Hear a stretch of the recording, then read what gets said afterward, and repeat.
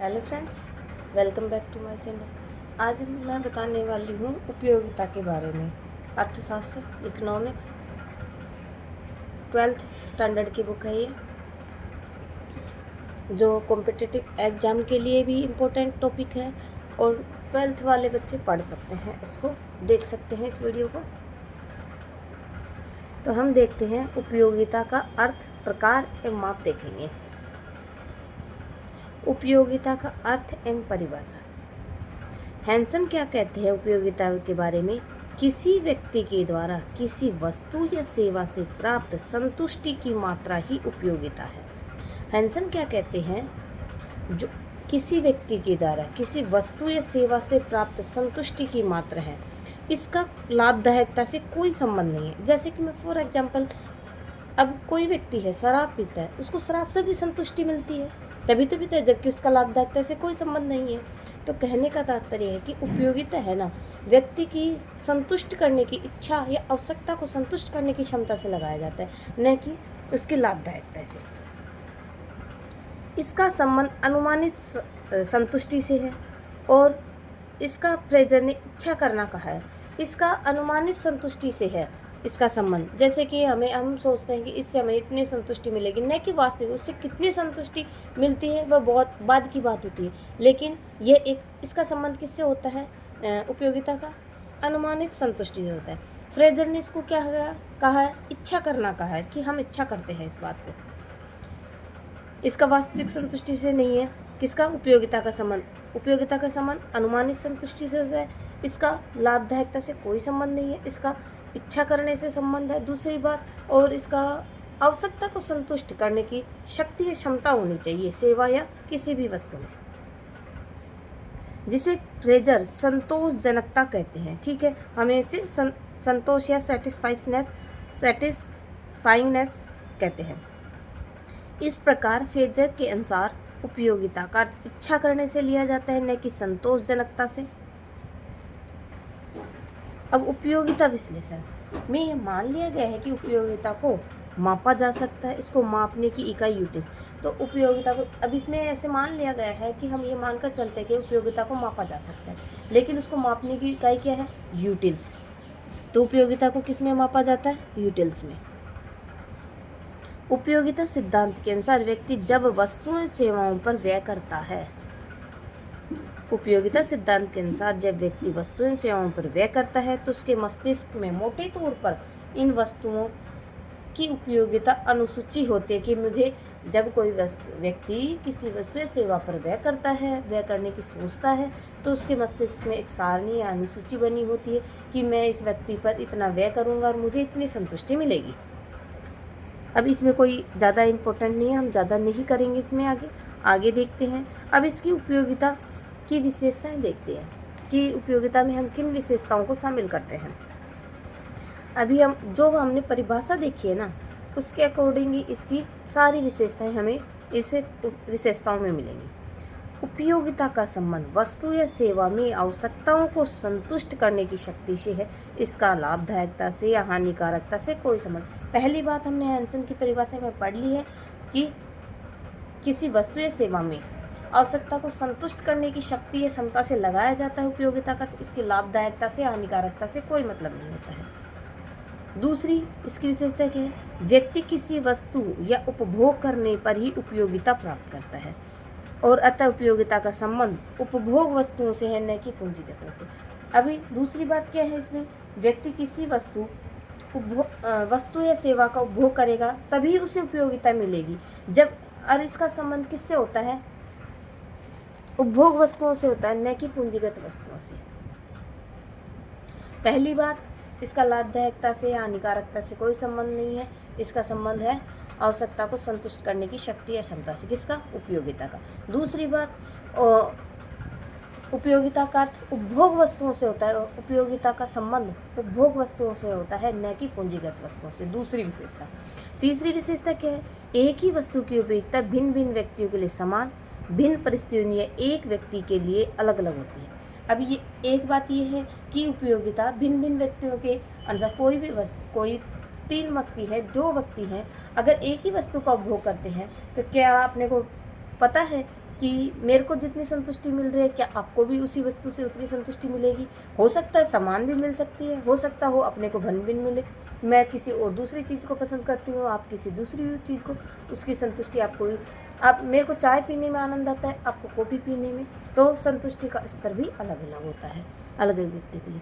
उपयोगिता वस्तु का कोई वस्तुगत गुण नहीं है। वस्तु की उपयोगिता इसका उपयोग करने वाले पर निर्भर करता है। ये बात इसी में ही इसी विशेषता में आ जाती है कि वस्तु का कोई वस्तुगत गुण नहीं होता। किसी वस्तु का, अब चाय कॉफ़ी है और भी कोई वस्तु ले लीजिए, तो उसका कोई वस्तुगत गुण नहीं होता कि ये वस्तु है, ये इतनी उपयोगी है, इतनी हानिकारक है, ऐसा नहीं है।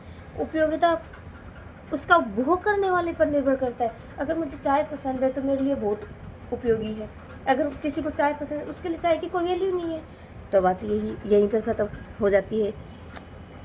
अगली 5वीं विशेषता देखते हैं, उपयोगिता व संतुष्टि दोनों एक नहीं है। उपयोगिता तो इच्छा की तीव्रता की द्योतक है, जबकि संतुष्टि की शक्ति या अनुमानित संतुष्टि से संबंधित है। उपयोगिता व संतुष्टि दोनों एक नहीं है। क्यों?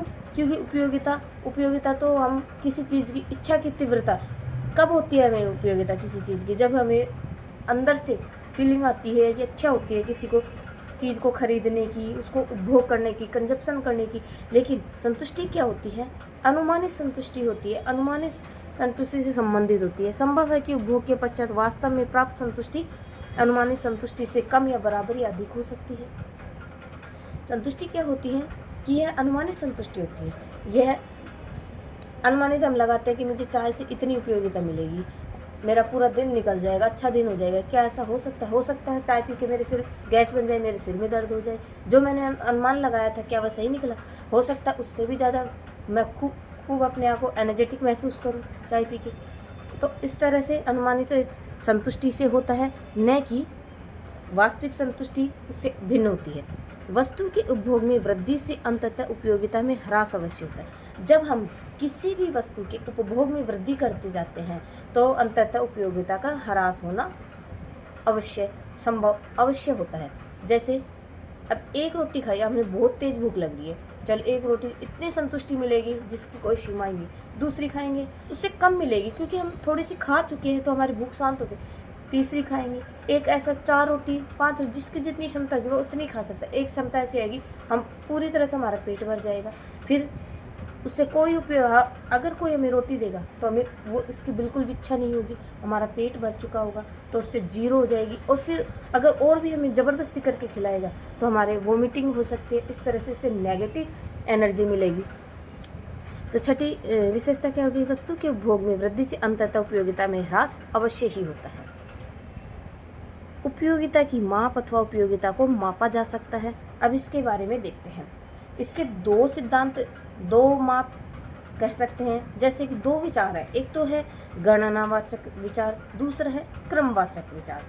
पहला देखते हैं, उपयोगिता को मापा जा सकता है। इन्होंने उपयोगिता को क्या माना है? मापनीय माना। इनके गणनावाचक विचार कहे जाते हैं, कार्डिनल अप्रोच कहा जाता है। गणित संप्रदाय के जेवंस, वालरस, मेंगर तथा नव प्रतिष्ठित संप्रदाय के मार्शल, पीगू, कैनन आदि के अनुसार उपयोगिता को मापा जा सकता है। किन किन के अनुसार?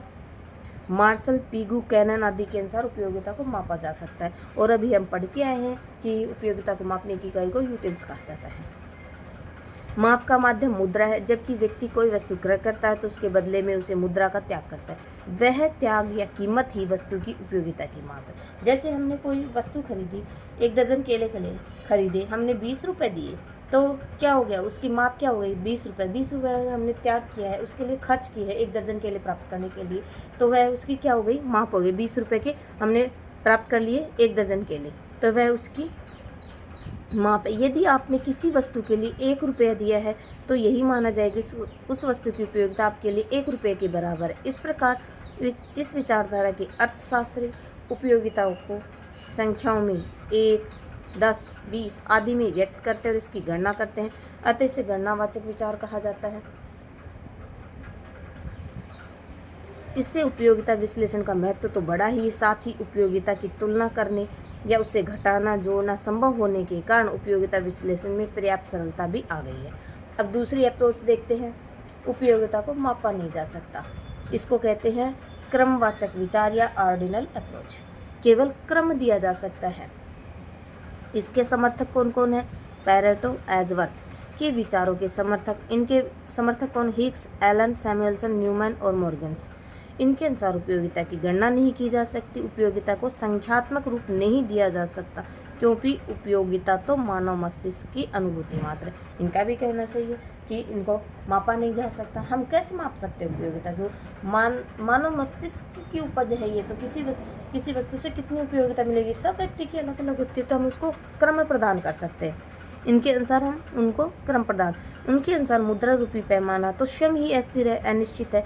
उनके कहना है, एजवर्थ पिगू, ये जो क्रमवाचक विचारधारा के अर्थशास्त्री है, उनका कहना है कि मुद्रा तो स्वयं अस्थिर है, उसका खुद का मूल्य अस्थिर है, तो उसके माध्यम से हम कैसे माप सकते हैं? अतः इसके माध्यम के उपयोगिता को मापना उचित नहीं है। इन अर्थशास्त्रियों के विचार में उपयोगिता को केवल क्रम, प्रथम, द्वितीय, तृतीय ही स्थान दिया जा सकता, अर्थात के लिए कहा जा सकता है कि पेंसिल की तुलना में पेन अधिक उपयोगी, लेकिन यह नहीं बताया जा सकता कि पेन कितना अधिक उपयोगी है। तो इनके अनुसार क्या है कि हम यह बता सकते हैं कि पेन पेंसिल की बजाय उपयोगी है। हम क्रम यानी पेन पेंसिल की तुलना में अधिक हमें संतुष्टि देता है या अधिक उपयोगी है, तो हम पेन को पहला नंबर दे देंगे, पेंसिल को दूसरा नंबर दे, पर लेकिन हम यह नहीं बता सकते कि कितना अधिक उपयोगी है। इसे स्पष्ट करने हेतु अर्थशास्त्र ने तटस्थ वक्र विश्लेषण का प्रयोग। इस विचारधारा का संबंध संख्या से न होकर क्रम से है। तो क्रमवाचक विचार वाले अर्थशास्त्री या ऑर्डिनल अप्रोच वाले अर्थशास्त्री इनको संख्या नहीं देने से न होकर क्रम देते हैं, अतः इन्हें क्रमवाचक विचारवादी कहा गया है। नेक्स्ट वीडियो में हम पढ़ेंगे उपयोगिता के रूप। अगर आपको वीडियो पसंद आता है, अगर मेरे समझाने का तरीका आपको सही लगता है, तो मेरे चैनल को लाइक से सब्सक्राइब कमेंट जरूर करके बताएं कि नेक्स्ट आगे उपयोगिता के रूप हम नेक्स्ट वीडियो में जल्दी ही लेकर आने वाले हैं।